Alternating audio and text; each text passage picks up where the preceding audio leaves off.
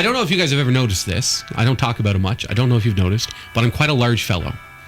Yeah, you never mentioned that. We got, and our references to Big Deal McNeil is more along the line of, hey, he's a big deal. Of It's course. got nothing to do with your size. Well, yes, and I know that You because I created it. Yeah. You have been making a lot of, over the past year, I've noticed a lot of healthy changes in your life anyways, in terms of eating and stuff like that. Absolutely. And I'm I'm on this track now, and I'm going to document it for the next year. And we're calling it Big Deal's Weight Loss Challenge. If you head over to Eagle 1035 right now, watch the blog. Every Friday, we're going to update it. But it all starts with one big step. I'm actually having weight loss surgery in Ontario the first week of April. I'm having a procedure called the lap band that's being put on, and it describes everything that it is and how it works and everything.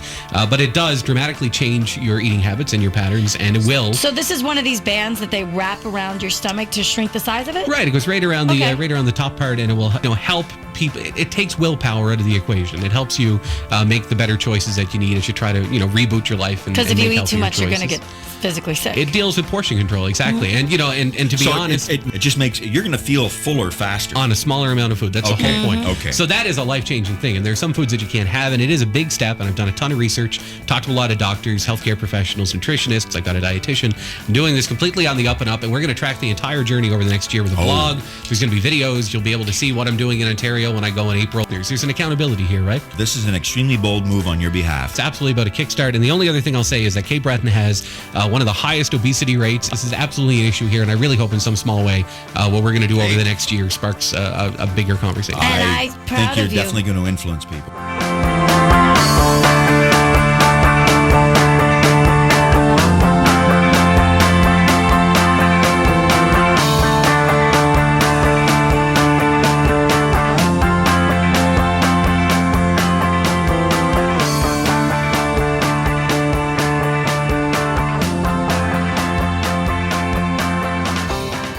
All right, so it's been 1 week since we launched this whole Big Deals Weight Loss Challenge. And what a week it's been. I've heard from dozens and dozens of you over the last week about your own weight troubles and what you're doing now, and some of you who've done stuff and have succeeded, and some of you who have, like me, have struggled with it for some time. And the one thing that's been most amazing to me and most beneficial to me is the timing of it all. I'm 2 weeks into a pre-op diet. That's all liquid. So I'm drinking meal replacements right now, and the whole point of that is to shrink the fat off your liver, shrink the whole size of your liver to cut down on complications during the surgery. We'll talk about that a little later. But yeah, your comment's good to come at a better time. This was an incredibly difficult week for me. I went the first week without having any cravings, without really missing food, but this week I didn't miss food. I wasn't hungry. I missed eating. I missed the social side of it. I missed preparing the food. I'm a guy who likes to cook. I missed all of that, and that was difficult this week.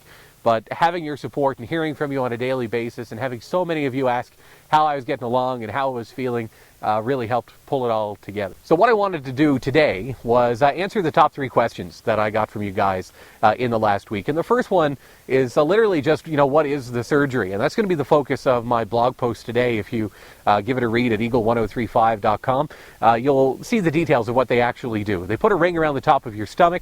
It has a pocket inside of it that is fillable, adjustable, by varying the amounts of saline solution that are put into it. So you have the ability to tighten and loosen this ring by using a needle to inject saline solution through a port. That port feeds through a tube that goes to the ring at the top of your stomach. So the idea is that this is permanent. The idea is you have this thing for life. It's completely reversible, but the idea is to help you maintain your eating habits, to help you maintain your weight loss goals, and to develop you into a routine and a healthy lifestyle. It's to keep that thing in you, but there does need to be some flexibility. Things change.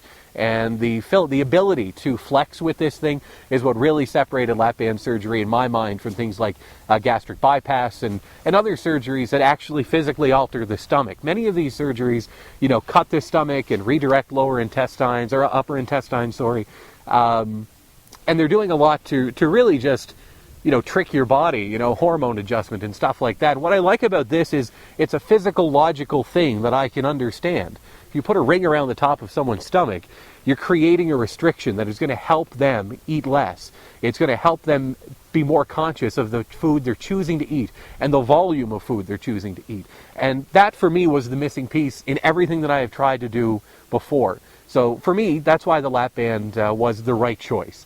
But that still opened up a huge door. Who was going to do it? Who was I going to trust to do a procedure like this? And I had the ability to do a phone consultation with Dr. Chris Coburn. Everybody has this. If you fill out a simple patient questionnaire at obesitysurgery.ca, which is the SWLC, the Surgical Weight Loss Center website, you'll have a free phone consultation with Dr. Chris Coburn. And he'll answer all your questions about the surgery. He'll tell you all about what is necessary for you to make it a success after the fact. And he really nails something that I think is really important and that a lot of people miss when they're looking to solve, really, their weight loss problem. And that's that this isn't magic. This isn't a solution. This isn't a one-stop shopping at all. I'm making serious, dramatic, lifelong changes that I will have to maintain for the rest of my life in an effort to make my life longer. That's the whole point of doing this. That means being a full partner in this. I'm not buying a product or a service or a surgery that is going to change me or fix my problems. That's not how this works. This will handle portion control for me. This will handle the physical eating side of this. But there are a whole bunch of other reasons about why I ate, about the choices I made, about just, not being active. There are a whole bunch of other things that I have to change in my life if I'm going to make this be a success for me. And it was really important to me that he talked about that and that he acknowledged that in the phone call. And in fact, what I found really interesting was that he wanted to know how this even happened in the first place. A key component to figuring out how to get the weight off you is understanding how the weight got on you in the first place. What did you stop paying attention to? At what point did I throw in the towel? At what point did I give up and think that this was the body that was going to give me the quality of life that I wanted, or that was going to give me the length of life that I wanted? Because clearly it's not, and that's the decision I've made now.